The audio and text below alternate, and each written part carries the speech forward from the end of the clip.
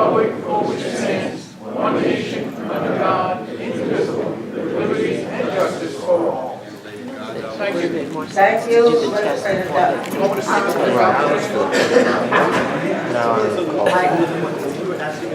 Since this is a reconvening of the January 23rd meeting, the roll was established at that time, and so it will be necessary to recall the roll. So I'm looking for Legislator Capel, Legislator Dunn, Gaylor. I think. Without calling the roll, we have a full-fledged legislature on contingency. Okay, so that's a good thing. All right, so now at the January 23rd meeting, there were 3 items that were tabled, and that item 3, item 9, and item 10. So in order for us to proceed, it's important that we move to untable item 3, 9, and 10. A motion to untable is moved by Legislator Nicolello, seconded by Legislator Dunn. All those in favor of untabling items 3, 9, and 10 signify by saying aye. Aye. Any opposed? Okay, the items are now before us. Okay, and we're going to begin with Mr. Hopefully, Mr. Becker, we have personnel available to speak on these We items? most certainly do, Madam Chair. Okay, that's fine, that's good. And who would you like to speak first? So first of all, let's call the item. Okay. And I don't know if we want to call all 3 together. I don't see any reason why you can't, Madam Chair. Okay, I will do Because that. I think it's all one discussion. Okay.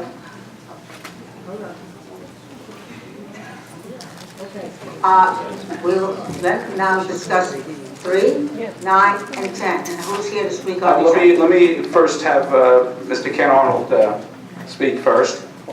And then we also have the people from the company here who can also testify to the... Okay, we have Mr. Arnold, Ken Arnold. But we do have the people from the company, if you want testimony on the report. Whoever is here to speak on it, to give us as much information as is necessary. And of course, to address some of the concerns that were raised at the January 23rd meeting. Mr. Arnold.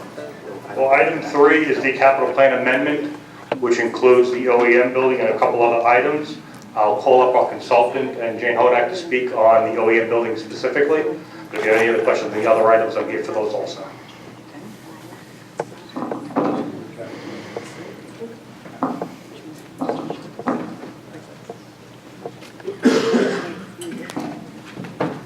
Good afternoon, Jane Hodak, Nassau County Department of Public Works. As requested at the last session, the indoor air testing was performed on the unit that the county is seeking to purchase. And Robin Petrella from DeVerka Bartolucci is here to explain the testing that was done and the results of that testing. Good afternoon, I'm Robin Petrella with D&B Engineers. Based on our last meeting, we determined that we were going to do some indoor air sampling at the 510 Grumman Road West property, the building, condo unit 2. To do that, we collected 2 ambient air or indoor air samples, from within the building, one within the OEM space that they occupied, and the other one from the auditorium, which is a common space that everyone has access to. Those are both on the first floor, since there is no basement in the building. We took it at the first floor within the breathing zone.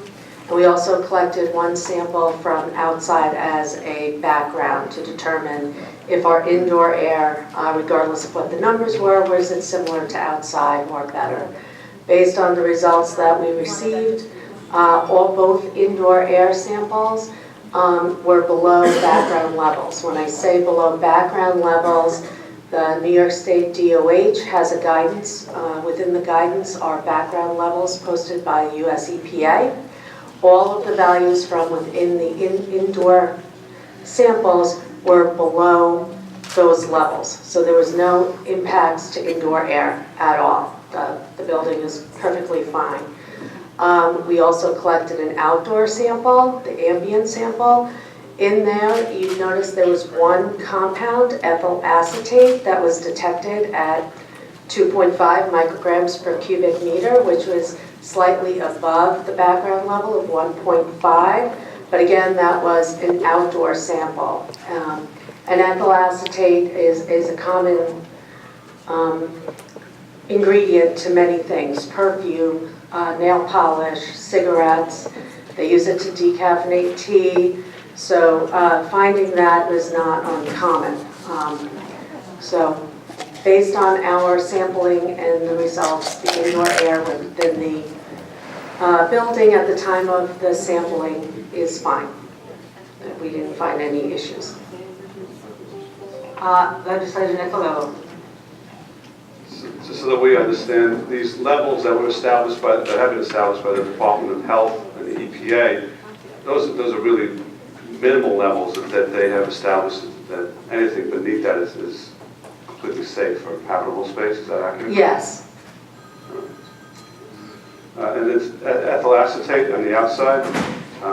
If in the area that this facility is located, outside this building, could you expect to find ethyl acetate? Well, I want to find out how common this stuff is. like I had mentioned, it's in everything. It's in nail polish, it's in perfume. They use it to make wine. It's in cigarettes. So anything, it's a common solvent that is very pleasant, as they say. So it has a nice smell. So they use it in a lot of things. So it's not uncommon to find it. Is there any danger to people, workers, visitors going in and out of the building because of the presence of this one test? Again, there was only one outdoor sample collected, and it was collected at the northeast corner of the building as a background sample. So somebody could have been outside smoking a cigarette during the 8 hours that we were collecting the sample. But with respect to the interior, your determination is that it's safe for the people working? The samples that we collected are well below the background levels, and it's fine. Okay, thank you. Legislator Schaefer. Hi, Ms. Petrella. Okay, so I understand you're saying it's not dangerous. I guess I'm just curious. You said it's not uncommon to find the ethyl acetate outside. Is that outside anywhere? Is it more common in an industrial area? Is it just random? It's random. It's random where you might find it. Again, because it's in it's in your nail polish. You probably walk into to get your manicure, or maybe, whatever. It's prevalent there. It's anywhere. Mm-hmm. So it's not prevalent for like that area. If you want to say that was a former industrial area, that has nothing to do with that. Okay. It could just as easily be found outside of a deli. Yep. Down the corner. Right outside this building. Okay. Okay. Minority Leader. Thank you, Madam Presiding Officer. So I think it's been pretty much demonstrated that the indoor air samplings that were taken are not going to be, I guess, dangerous to the people that are working there, if I understand this correctly. I do want to continue to, again, to substantiate for the record, I think we brought it up before at the last meeting, the mindset or the logic of not testing the soil. And though we believe that it sounds from your report that the air samplings are not going to be dangerous to those that are working there, what about the drinking water? The drinking water is not the groundwater from there. It comes from I'll think of the name. Bethpage Water District, which is tested.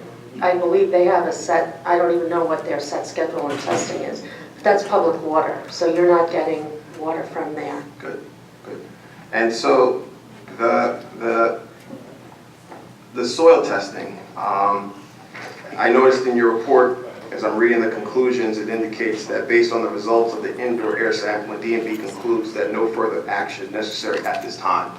Does that include the soil as well?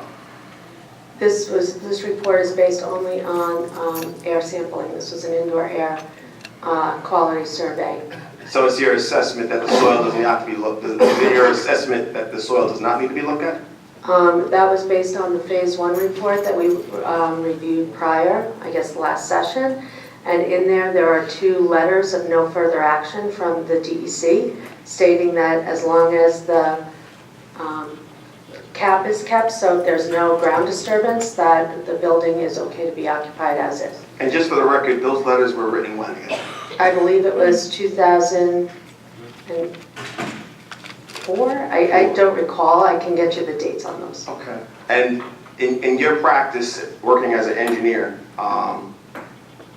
it is safe to say that a letter that was dated in 2004 would substantiate the need to not test again in 2017? Okay, there's been nothing done at the property, so typically the way the DEC would follow up is that as long as all of the controls, shall we say, are left in place, so they haven't done anything else to the property, and it's been left as a commercial property, that you're okay. Because they have done extensive work out there prior, because it was, years ago.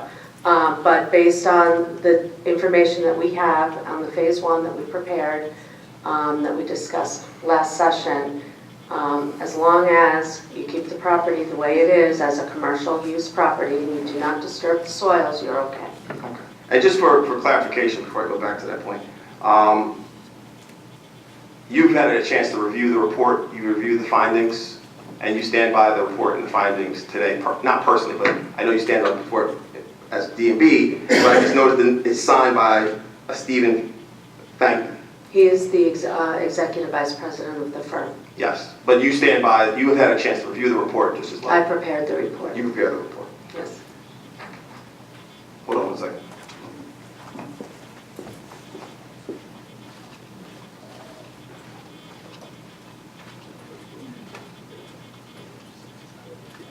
In your initial report, it mentions that the uncovered portions of the building slab were observed to be generally in good condition. Do we know anything in regard to the covered portions? No.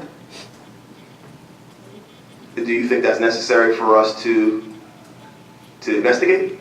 I believe that that's why we did the indoor air samples, was to determine if there's an impact to the indoor air. And based on our results, there is no impact at this time. So the covered portions do not represent any danger to... Not based on our results, no.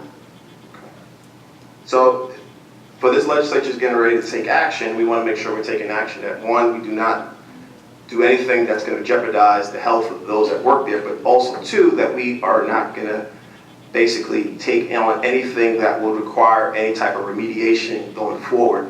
In light of the fact that you have not done any type of soil testing, is it your best assessment that this legislature can move forward?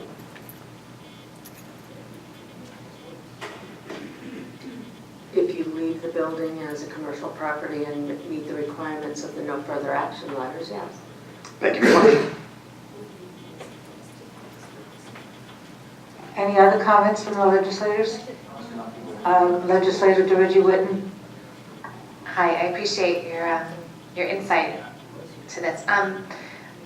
Would you feel that it would have been better off had we completed the full Phase 2 prior to us purchasing this property? We didn't recommend a Phase 2. So you don't feel that... See, I don't know what questions you might have in your mind. Do you feel that... do you feel that confident in telling us to go ahead and purchase this property without the full Phase 2? We didn't recommend a full Phase 2 to begin with. We identified the potential for soil vapor intrusion because you have impacted groundwater in the area. And then based on that, we recommended, and with the county, we determined that we were going to do an indoor air quality survey, which we did, based on that, the indoor air quality of that building is fine. What would have been included in a phase 2 that we didn't do, other than the soil? There was no need to do a phase 2. But if we were to do a phase 2, what tests would that have included? A full phase 2? It depends on the property. I can't tell you that. It's indoor air. You have no further action letter, so based on the DEC's letter, why would you want to do anything else? The DEC's already telling you don't have to. All right, so again, just to kind of reiterate what my colleague said, in your opinion, we've done all the testing that you feel deemed necessary at this time to feel comfortable purchasing this property? As part of a phase 1 in the indoor air, yes. In general? Yes. Thank you. Legislator Walker. Just to add to what was said before too, as far as the water goes in that area, in that community, it's probably the most tested water of any place in Nassau County. And I can tell you that both Laura and I, because we both represent that page, are in constant contact with the water district there, and they are constantly testing, because obviously the health and safety of their residents in Bethpage is of utmost importance to them. So, and we certainly will continue to stay on top of that. Are there any others who would like to address the issues in these 3 items, 3, 9, or 10?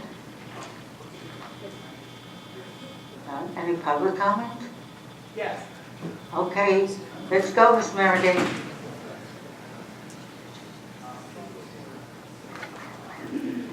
Good afternoon, Rita J. Meriday, Baldwin resident.